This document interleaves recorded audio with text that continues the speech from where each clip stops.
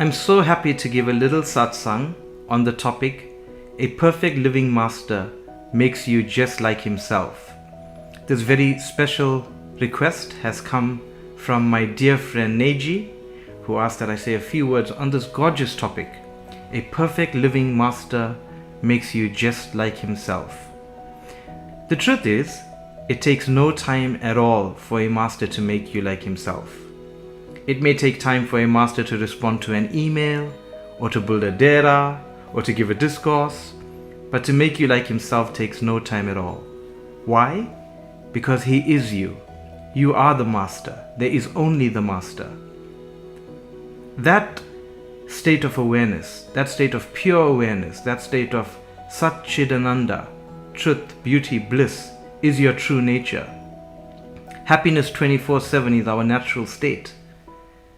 So, to make you perfect like him is very easy. The master sees only himself when he looks at you. That perfection, the beauty of the soul. You are him. And that love that he sees in you is the same love that he sees in everybody, and it's the same love that is the most attractive thing in the universe. It's the same love we feel pulled to. We want to be around him or her because we sense that he's recognizing something beautiful. What is it that a master is recognizing? His own self, which is our own self. We don't always believe that we are the master. We don't embody that experience in our awareness moment by moment like he does. So, we have a wonderful arrangement to help us discover who we are, our true nature. The master appears outside us. Out of love, compassion, and blessings, we fall in love with a perfect living master outside us. It's actually a secret pact that we've made with ourselves. When the master appears outside us, he uses a very special mechanism to draw us in.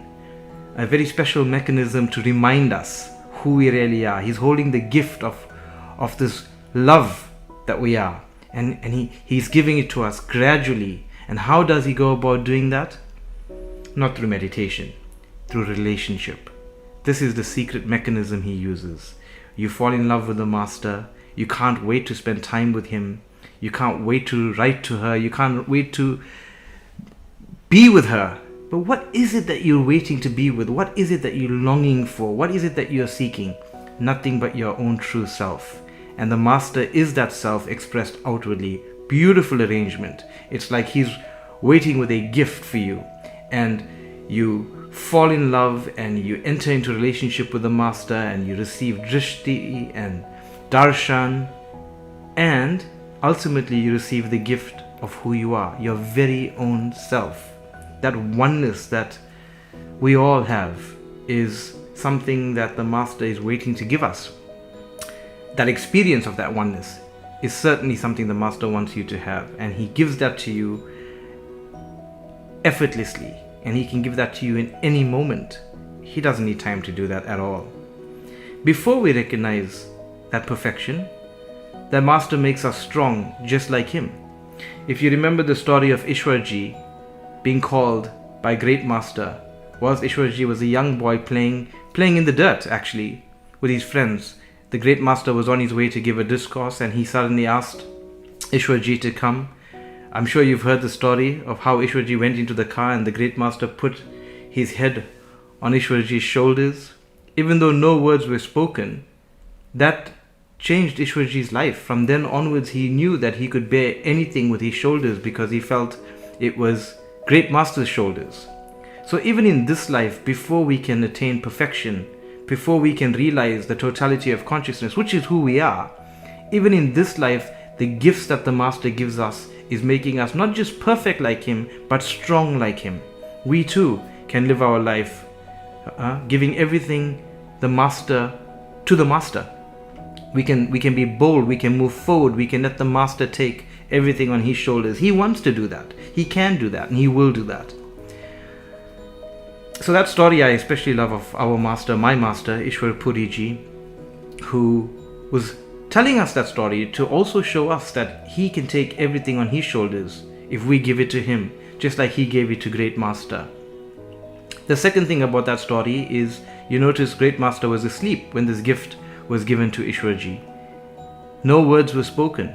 In fact, if you listen to the discourse, you hear Ishwarji saying that whilst Great Master was giving his talk, he didn't even hear what Great Master was saying. He knew Great Master was saying something important, but he didn't remember. I'm sure some of you have also had that experience in the company of a master. I remember in my last meeting with Ishwarji in 2020, as I walked into his office, Master said to me, "Akash, many are called but few are chosen." And then he began to give a discourse on the subject, and would you believe, I don't remember a word he said. I was just looking at him and lost in the beauty of his company. I don't even remember what he said to me. So it's not necessary for the Master to give a satsang or to use words to make us just like him. He can do it by putting his head on our shoulder. He can do it by a single look, a single touch. He doesn't even have to touch us. He has already touched us, because as soon as you feel that pull of love for the Master, it's done. It's done. At that point, it's the Master's responsibility to make you perfect just like him. And this entire play of the relationship with the Master is nothing but the realization that you are the Master. You are him. He is you.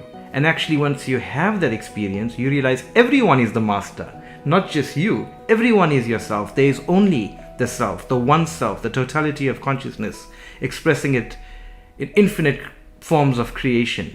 And that experience of the perfection that the Master is, that experience of the perfection of your own self, is so moving that when you look out and you see the world unfold, you only see yourself.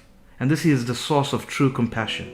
When you see yourself in everybody, in everything, an overflowing love starts to blossom in your heart, in your being.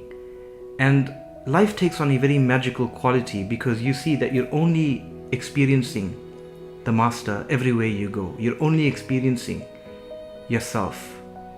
It's a wonderful adventure, a beautiful gift. It's true, a perfect living Master makes you just like himself, perfect like himself. He has no choice.